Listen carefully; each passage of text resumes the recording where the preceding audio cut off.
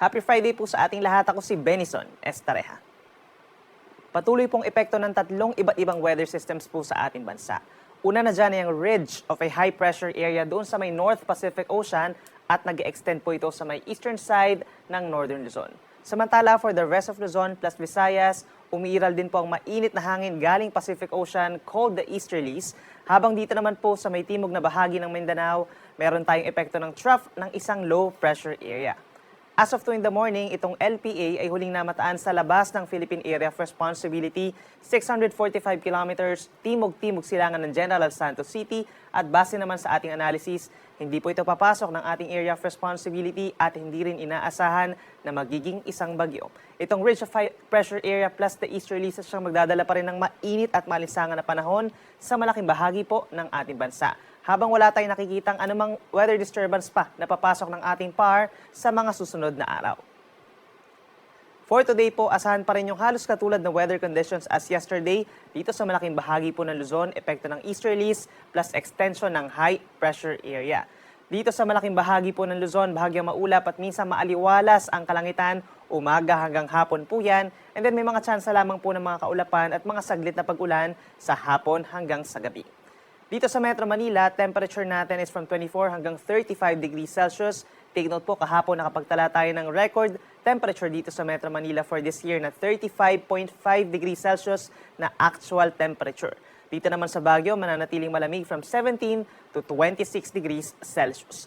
Pero may mga lugar pa rin po dito sa Luzon na makakaranas ng dangerous level po na heat index o yung nararamdamang init ng ating katawan. Hanggang 42 degrees po dito sa may San Jose, Occidental Mindoro, habang 43 degrees Celsius naman na heat index sa may Tuguegarao City, Cagayan.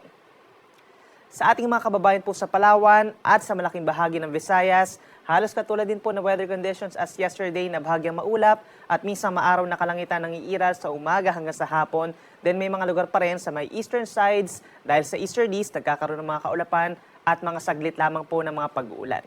Temperature natin sa Palawan, mananatiling mainit hanggang 34 degrees Celsius at may lugar din po kagaya dito sa may Puerto Princesa, Palawan plus Aborlan ang makakaranas ng 42 to 43 degrees Celsius na heat index. Dito naman sa Visayas, pinakamatataas ang heat indices sa may Dumangas, Iloilo, and Catarman, Northern Samar.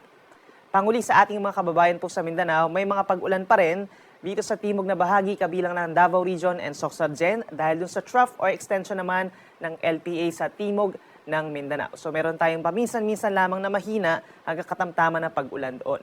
Pagsapit sa natitirang bahagi ng Mindanao, bahagyang maulap hanggang kuminsan maulap ang kalangitan, lalo na sa may Bangsamoro Region at mga kalapit na lugar sa may Zamboanga Peninsula. Epekto na rin po yan ng trough ng low pressure area. May chance na rin po ng mga isolated rain showers or thunderstorms.